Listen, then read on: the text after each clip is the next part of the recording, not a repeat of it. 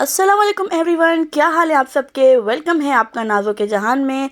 तो जी चलते हैं, आज का व्लॉग स्टार्ट करते हैं। तो जी आज रात बहुत ज़्यादा बारिश हुई थी और ये नेक्स्ट डे मॉर्निंग से फिर मैंने व्लॉग स्टार्ट किया, क्योंकि कराची में आजकल बारिशों का मौसम हो रहा है, मानसून का।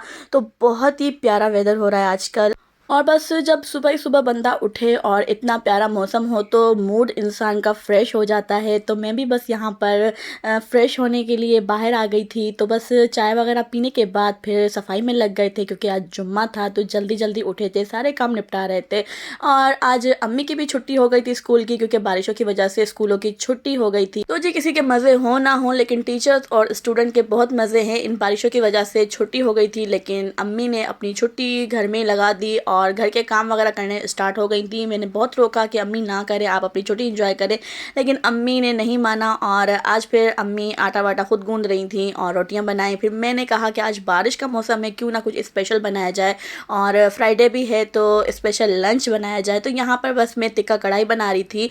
तो टिक्का कढ़ाई बहुत ही ईजी है। तो यहाँ पर बस मैंने अच्छे से पहले चिकन को वॉश कर लिया था और यहाँ पर मैंने लेमन जूस यहाँ पर 2 से 3 चम्मच इसमें ऐड कर दिए थे। नमक टेस्ट के अकॉर्डिंग, पिसी हुई लाल मिर्च, धनिया पाउडर और गरम मसाला, ज़ीरा पाउडर, ये हस्बे टेस्ट हम इसमें डालेंगे। साथ ही इसमें हल्दी पाउडर भी जाएगा। और यहाँ पर अदरक लहसुन का पेस्ट मैंने 2 चम्मच डाल दिया था और दही इसमें 1 पाव हम डालेंगे और इसको अच्छे से मैरिनेट करने के लिए रख देंगे।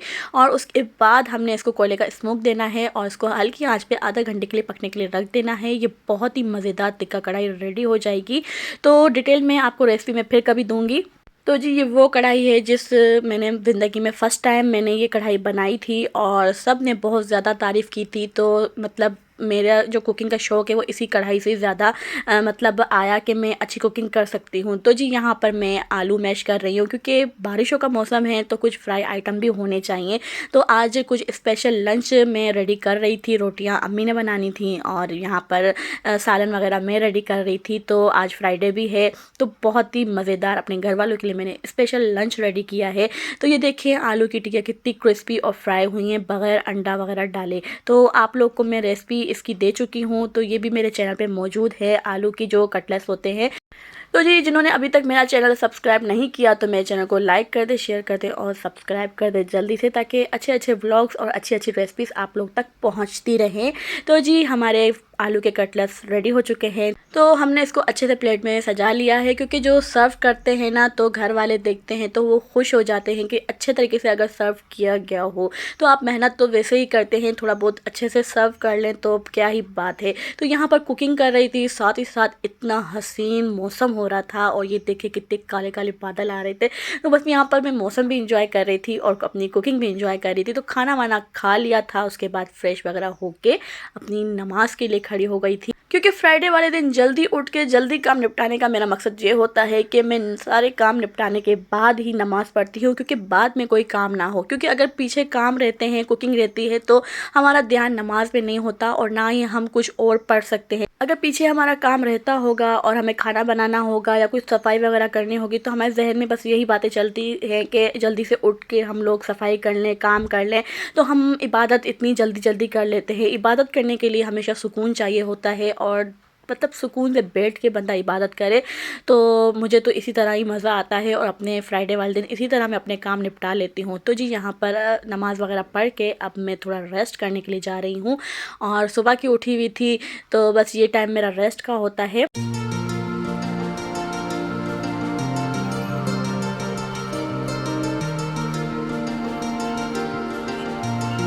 तो जी बस यहाँ पर अब रेस्ट करने के बाद शाम हो गई थी, चाय वगैरह पी ली थी। तो अम्मी और आप ही सब्ज़ी वगैरह लेने गए थे और मैं यहाँ पर टेरेस पे बस मौसम एंजॉय कर रही थी। तो सब्ज़ियाँ वगैरह ख़त्म हो गई थी, अम्मी आप ही सब्ज़ियाँ लेकर आ गए थे। तो अब इनको वॉश करके रख देना है और जब तक इनका पानी ड्राई हो जाता है फिर इसको फ्रिज में मुझे सेट करना है।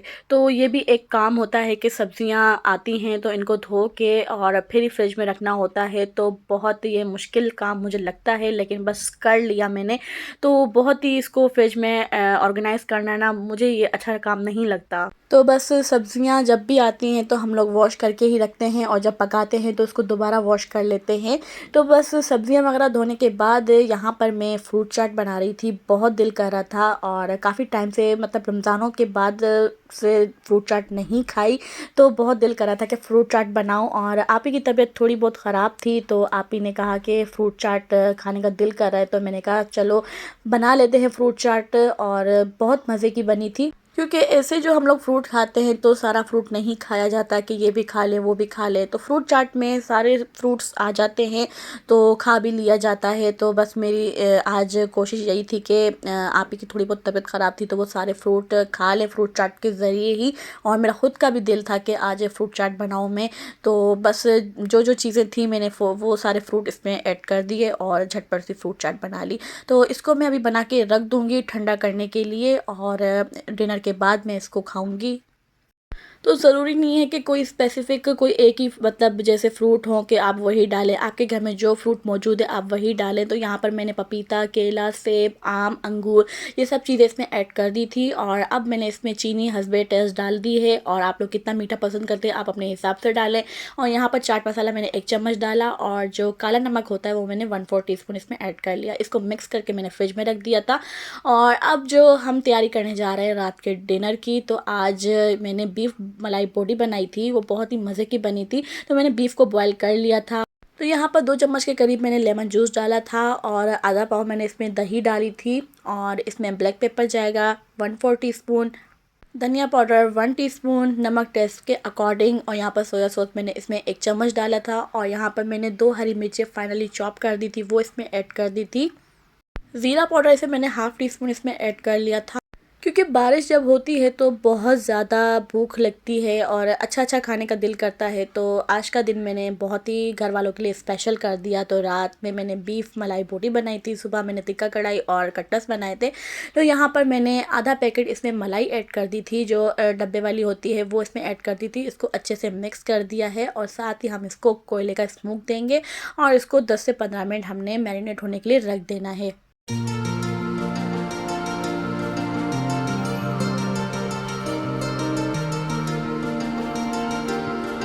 तो जी हमारा बीफ हो चुका है मैरिनेट, और अब हमने इसमें हाफ़ प्याली ऑयल शामिल कर दिया है, और अब हमने इसको हल्की आंच पे पकने के लिए रख देना है। हम इसमें बीफ ऐड करेंगे जो हमने मैरिनेट हुआ रखा था, और हमने इसको आधा घंटा इसको या पौन घंटा हमने इसको मैरिनेट होने के लिए रख देना है ताकि इसका सारा मसाला ड्राई हो जाए, और उसके बाद फिर हमने इसकी गार्निश करनी है। तो जी यहाँ पर हमारी मलाई बोटी रेडी हो चुकी थी। तो हमने प्याज से और हरी मिर्चों से इसकी गार्निश की थी, और ऊपर से हमने मलाई ऐड कर दी थी, और इतनी मज़े की ये बनी थी, इतनी मज़े की बनी थी।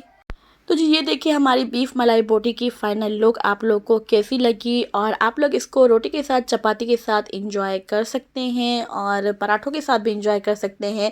तो आज का दिन मैंने तो अपना स्पेशल बना दिया और बहुत एंजॉय किया खानों को, और यहाँ पर बस खाना वाना खा के फिर अपनी जो फ्रूट चाट बनाई थी वो हम एंजॉय करेंगे। तो जी आज का व्लॉग यही था, यहीं पर अपने व्लॉग का मैं एंड करती हूँ। मिलती हूँ नेक्स्ट वीडियो में, तब तक के लिए मुझे दुआओं में याद रखिएगा।